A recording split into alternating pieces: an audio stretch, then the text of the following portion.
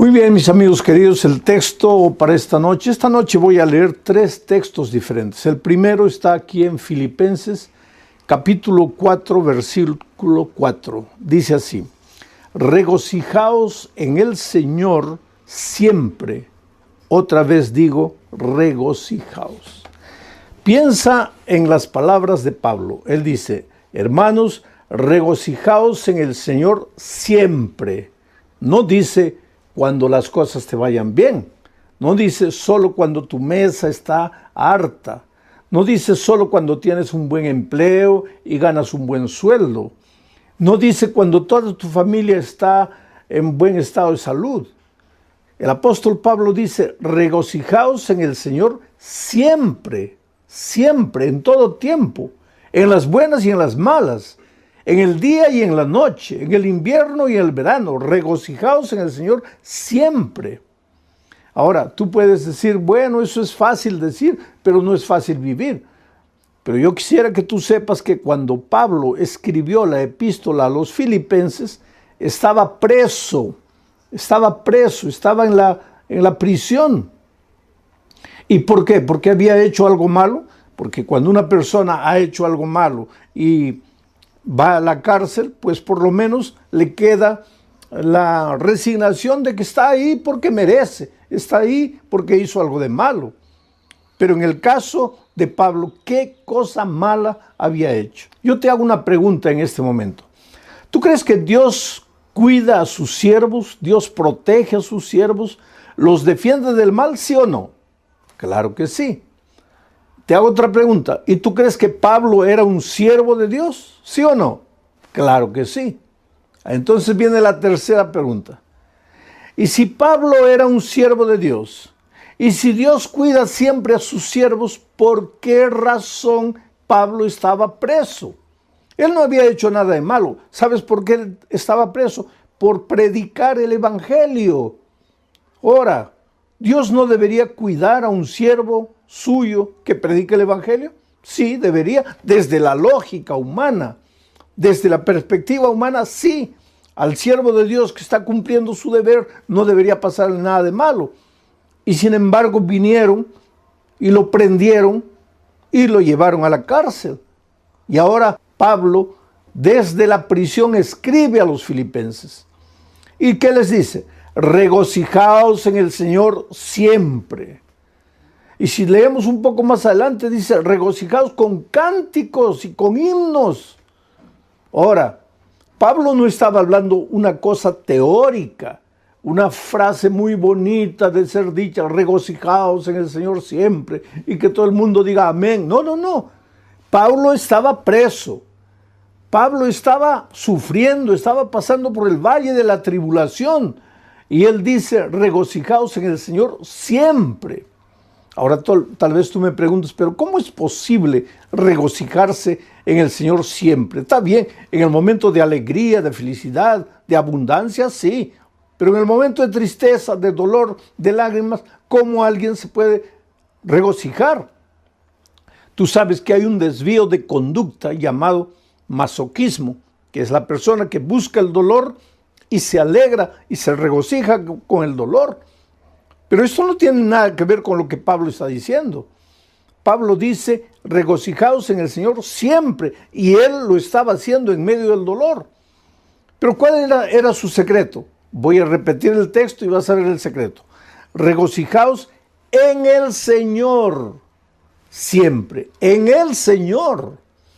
Si tú no estás conectado al Señor, ahí no hay manera de que te regocijes en medio del dolor y en medio de las dificultades.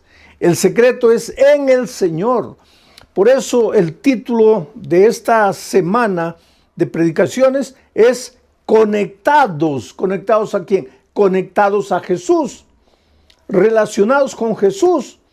Entonces, cuando tú estás conectado a Jesús, cuando tú vives una vida de comunión con Jesucristo, ayer dijimos, vas a aprender a amar.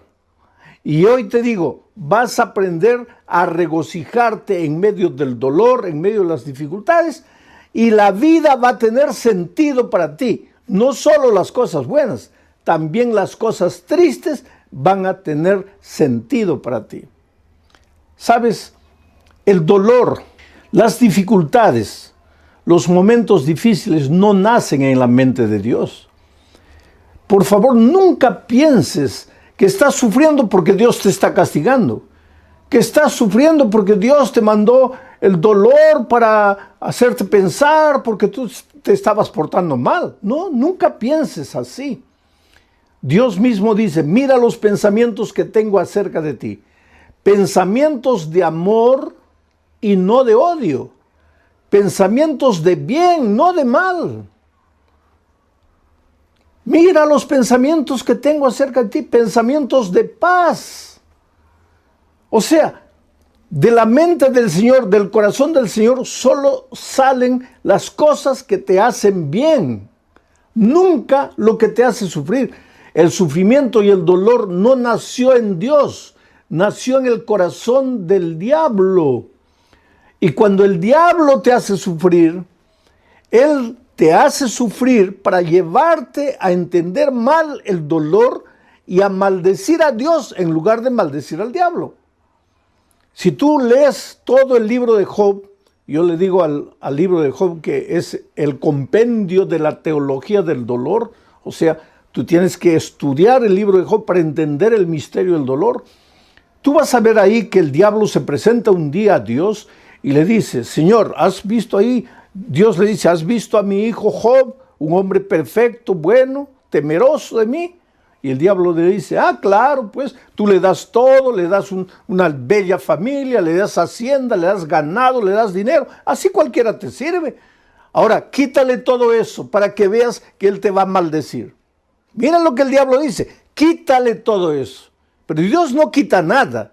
Dios jamás te va a quitar lo que te hace bien.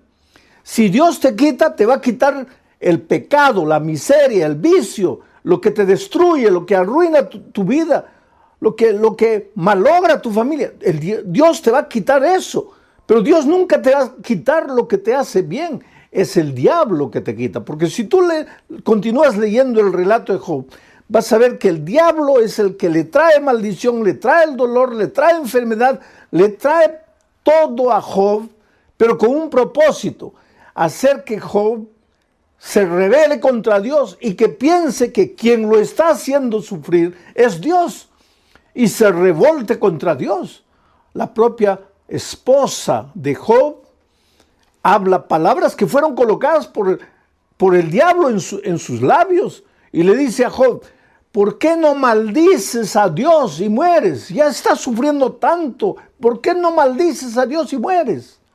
Ella no estaba hablando palabras de ella estaba hablando las palabras del enemigo, porque es el enemigo que te hace sufrir, es el enemigo que te trae dolor, y para traerte dolor muchas veces se sirve de tus propias actitudes, de tus propias decisiones equivocadas, porque el diablo no te echa el licor a la boca a la fuerza, tú es que tomas. El diablo se sirve de ti mismo, de tus errores, de tus desvíos, de tus elecciones equivocadas. ¿Para qué? Para traerte dolor a ti mismo. ¿Y para qué? Para que pienses que Dios te está castigando. ¿Y para qué? Para que te alejes de Dios definitivamente y para que digas que Dios no te ama.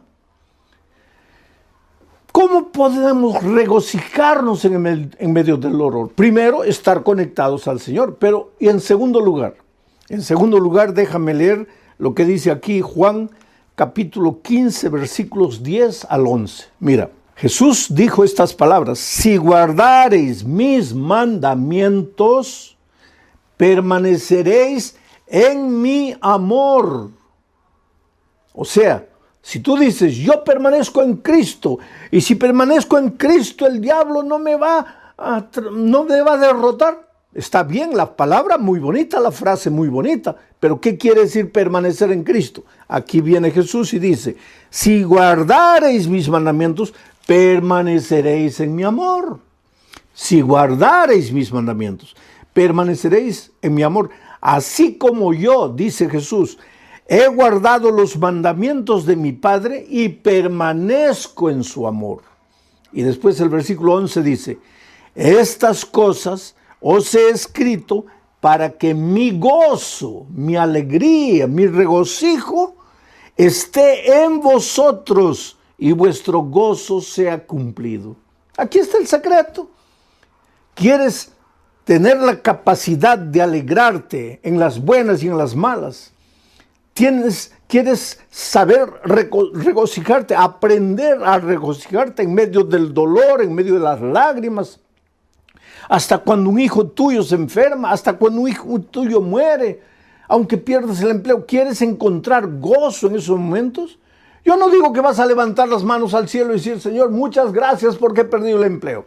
Muchas gracias porque mi hijo ha muerto. No vas a decir eso. Claro que vas a sufrir, claro que vas a llorar.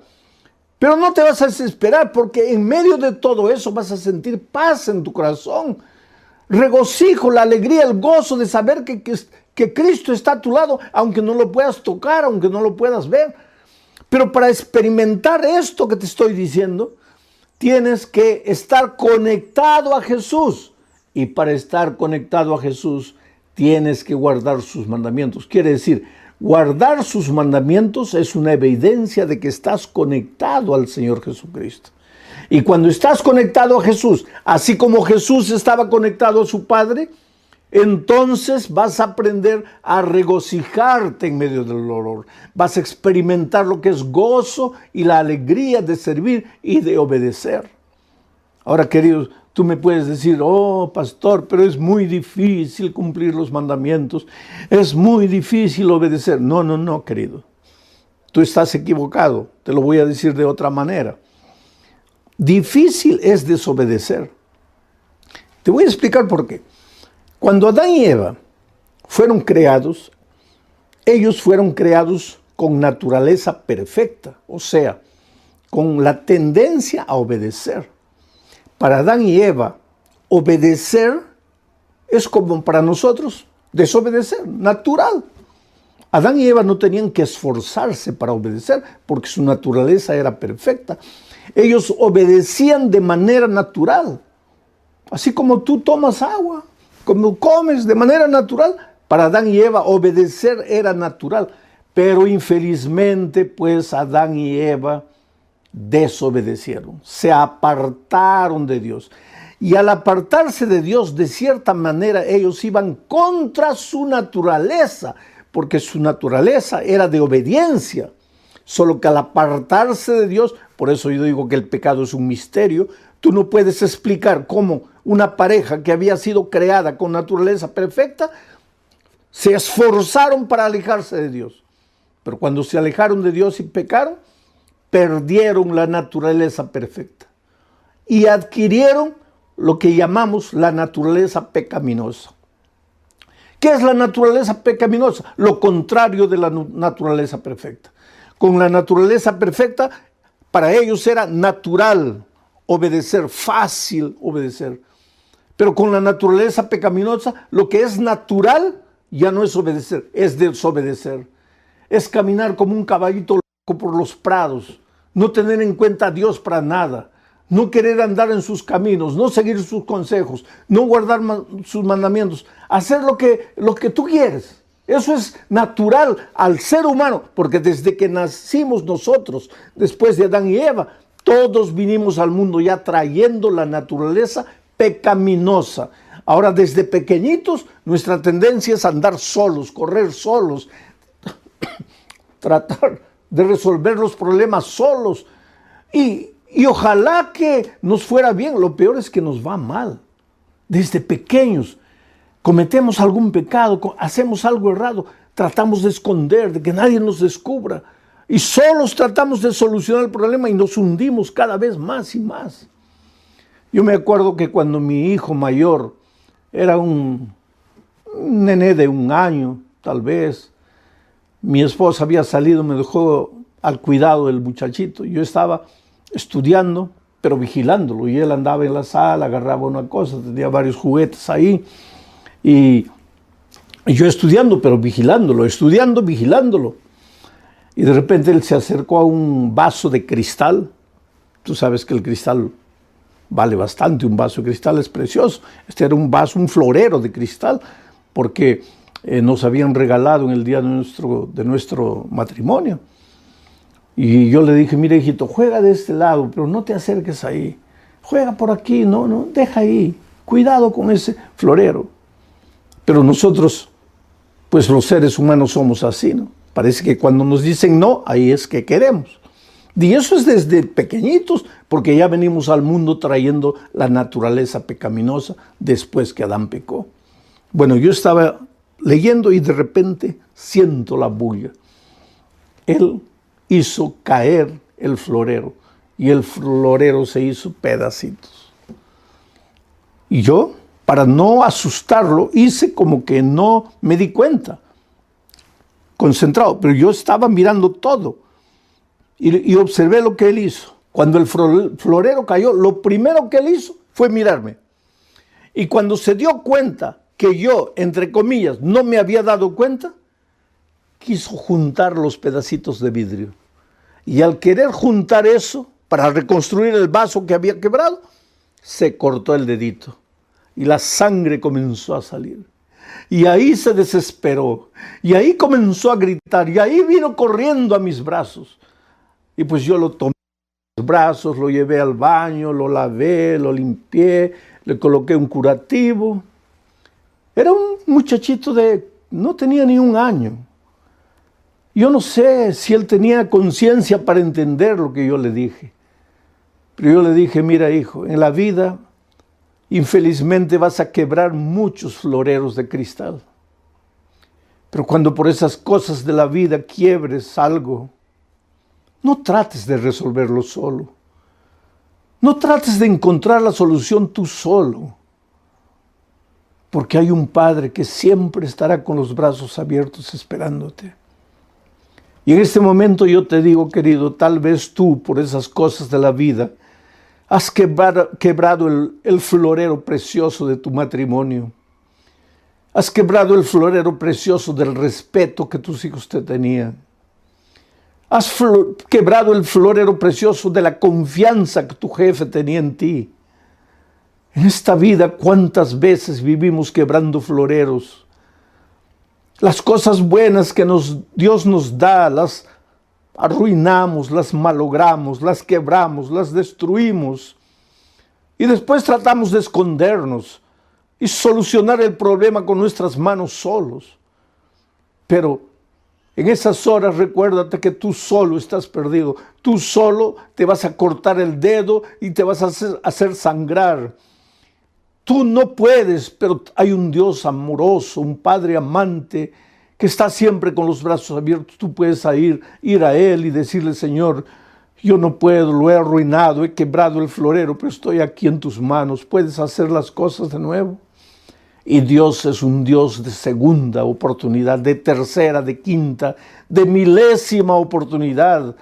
No tengas miedo de volver a Dios. Ah, pastor, pero yo ya me he ido tantas veces. Oh, pastor, pero yo ya he prometido tantas veces y no puedo cumplir. No importa, hijo. Ven a Jesús una vez y otra. Jesús solo no puede hacer nada por ti cuando tú no vienes.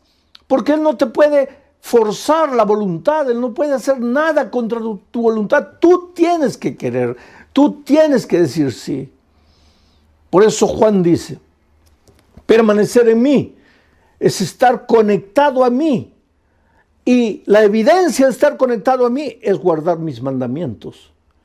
Y el que guarda mis mandamientos, entonces en medio del dolor, en medio de la aflicción, va a aprender a sentir gozo.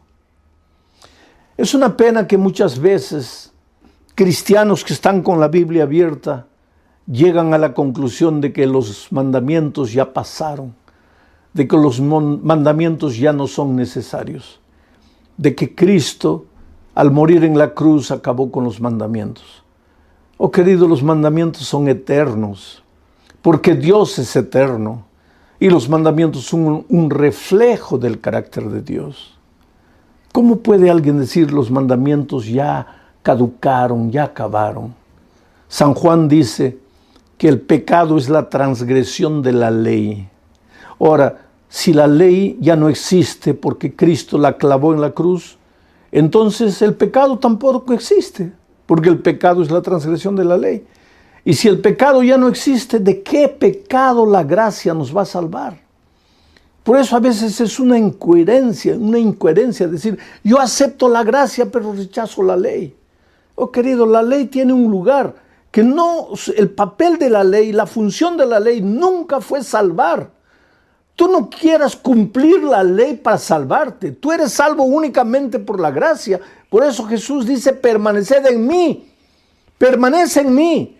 No dice permanece en la ley, dice permanece en mí.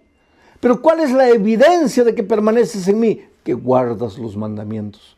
No que los mandamientos te salvan, sino que Cristo te salva. Tienes que ir a Él, entregarte a Él, vivir por Él, ser bañado por su gracia. Pero enseguida tienes que vivir una vida de obediencia por el poder que viene de Dios para ti.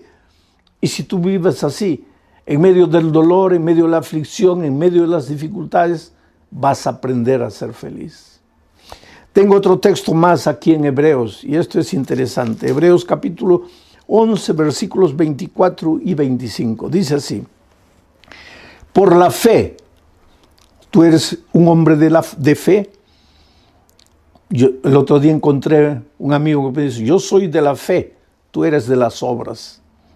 Y este amigo no es miembro de mi iglesia, lógico. Entonces él me dice así, yo soy de la fe, tú eres de las obras. Entonces vamos a leer lo que dice el texto bíblico. Dice, por la fe, Moisés, hecho ya grande, rehusó llamarse hijo de la hija de Faraón. Por la fe rechazó. Ahora escucha lo que dice el siguiente versículo. Escogiendo antes ser maltratado con el pueblo de Dios que gozar de los deleites temporales del pecado. O sea, Moisés por la fe tuvo que tomar una decisión. En un momento de la vida él encontró dos caminos. Primer camino, ser maltratado con el pueblo de Dios. Camino de dolor, camino de rechazo, camino de sufrimiento, sí, porque cuando tú decides seguir a Jesús, tú vas a ver que hasta tus mejores amigos, hasta tus familiares más queridos, te van a volver las espaldas, te van a criticar, se van a burlar de ti, muchos te van a abandonar. Yo conozco jóvenes que han sido expulsados de su casa porque aceptaron a Jesucristo.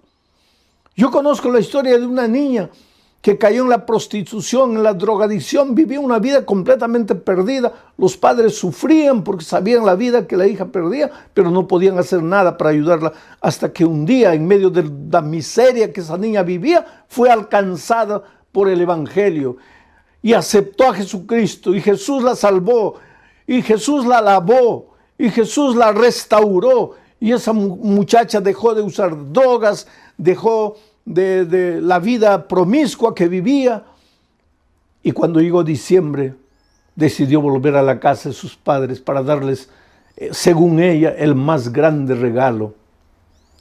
Decirles, papá, ustedes, mamá, ustedes han llorado, han sufrido por mí, pero yo quiero decirles que ya no necesitan sufrir. Y eso es lo que pasó. Ella viajó a la casa de los padres y les dijo, papá, mamá, me he encontrado con Jesús, Jesús cambió mi vida, ya no uso más drogas, he abandonado esa vida. He venido aquí y quiero continuar estudiando. Y la madre la miró y le dijo, ¿qué cosa? ¿Has aceptado a Jesús? Sí. Esa expresión es de los protestantes. No me vas a decir que tú te has vuelto protestante. No me vas a decir que tú has negado la religión de tus padres, de tus abuelos, de tus bisabuelos.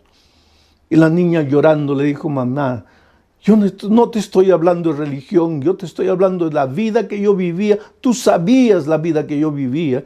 Jesús me encontró, me perdonó, me restauró, me salvó. Yo te estoy hablando de mi vida.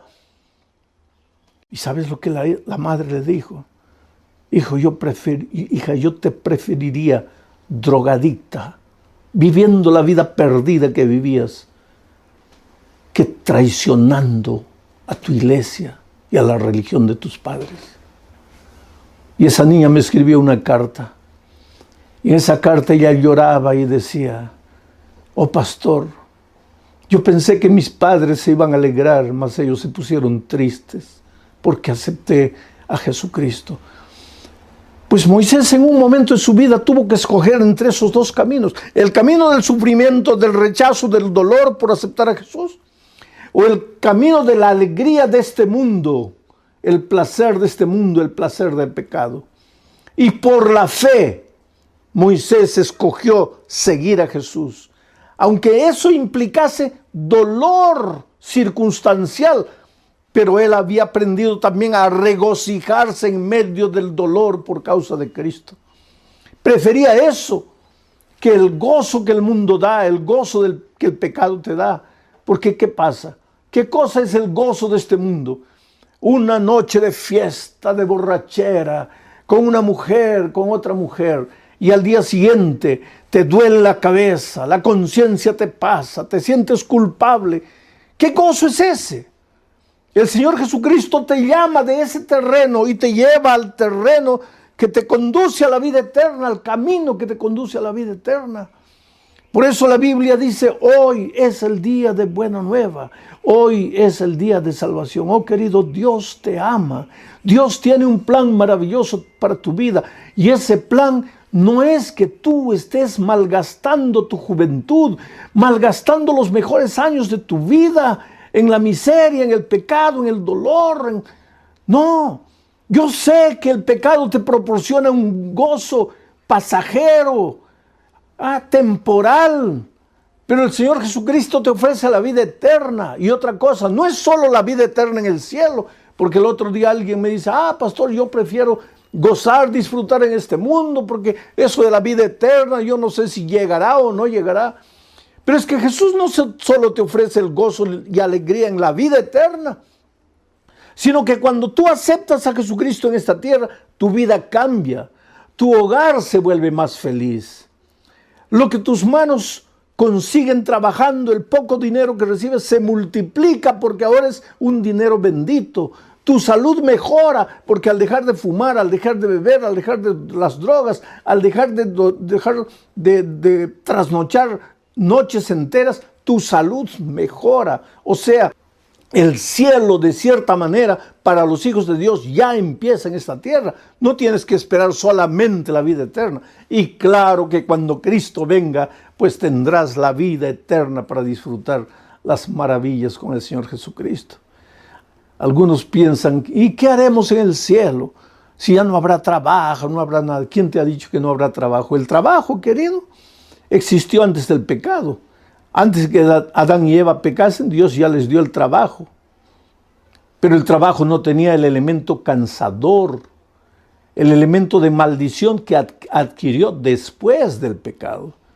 Por lo tanto, en el cielo continuaremos trabajando, continuaremos disfrutando de las maravillas de Dios, estudiando el bendito tema de la salvación, analizando el caso de amor de Dios, visitaremos otros planetas. Quiere decir, el gozo que Dios tiene preparado para ti no está escrito, es cosa que ojo no vio, oído no oyó, ni ha subido en el pensamiento del hombre.